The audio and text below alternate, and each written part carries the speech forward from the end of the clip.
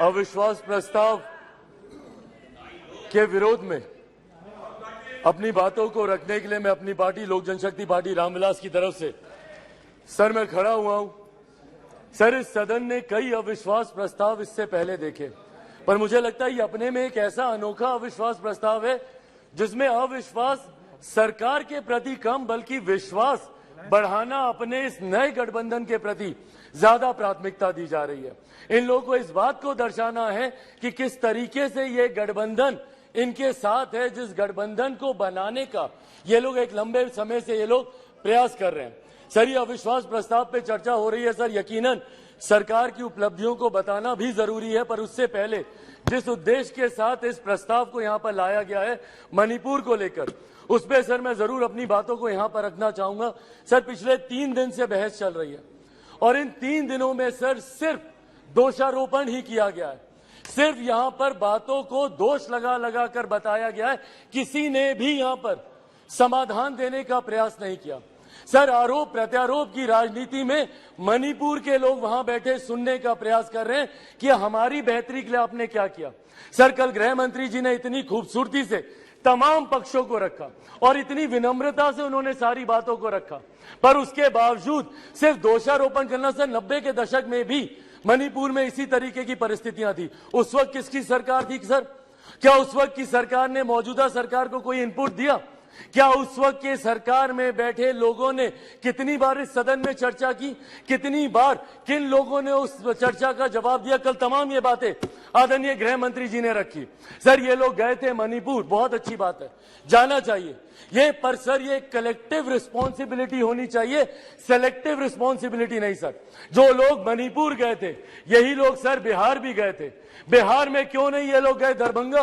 क्यों नहीं गए ये लोग अरवल? क्यों नहीं गए ये लोग मुजफ्फरपुर? अभी बछवाड़ा में सर एक छोटी सी बच्ची के साथ दुष्कर्म करके 10 साल की बच्ची, उसको तेजाब छिड़क कर उसको जलाकर मार दिया गया। उसके शरीर को अपने ही घर में 10 फीट गड्ढे में उसको दफना दिया गया। दलित महिला के साथ सर मुजफ्फरपुर में दुष्कर्म करके उसके शरीर को 2 टुकड़ों में काटकर अर्धनग्न व्यवस्था में सर खेत में फेंक दिया गया। क्यों नहीं गए ये लोग वहां पर? अपने गठबंधन को तो मजबूत करने गए, पर क्यों नहीं ऐसे परिवारों से जाकर मिले? तो सर ये सेलेक्टिव रिस्पॉन्सिबिलिटी जब निभाते हैं, सर हकीकत है देश के किसी भी कोने में किसी भी मां बेटी के साथ ऐसी घटना हो रही है तो वो अक्षम्य है, वो निंदनीय है और उसको कोई बर्दाश्त नहीं कर सकता, और उसमें पूरे सदन को सर एकजुट होना होगा।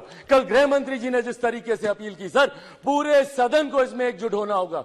इसमें आप आइसोलेट करके नहीं देख सकते कि जहां आपकी सरकार है वहां की घटनाओं को आप छुपाएंगे और जहां दूसरों की सरकार है वहां की घटनाओं को आप उठाएंगे। आपको चर्चा करनी होगी बंगाल पर, चर्चा करनी होगी आपको बिहार पर, चर्चा करनी होगी आपको राजस्थान पर, चर्चा करनी होगी आपको कर्नाटका पर। सर, ये देश एक है सर, आप इसको ऐसे टुकड़ों में बांटकर आप नहीं आइसोलेट करके आप अपने विषयों को उठा सकते। और यही कारण है सर कि देश की जनता का विश्वास हमारे प्रधानमंत्री आदरणीय नरेंद्र मोदी जी पर हर चुनाव के साथ बढ़ता जा रहा है।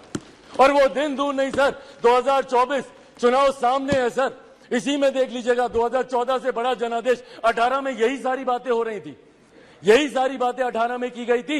19 में 2014 से बड़ा जनादेश हम लोग को मिला और 24 में इससे बड़ा जनादेश हम लोग लेकर आएंगे।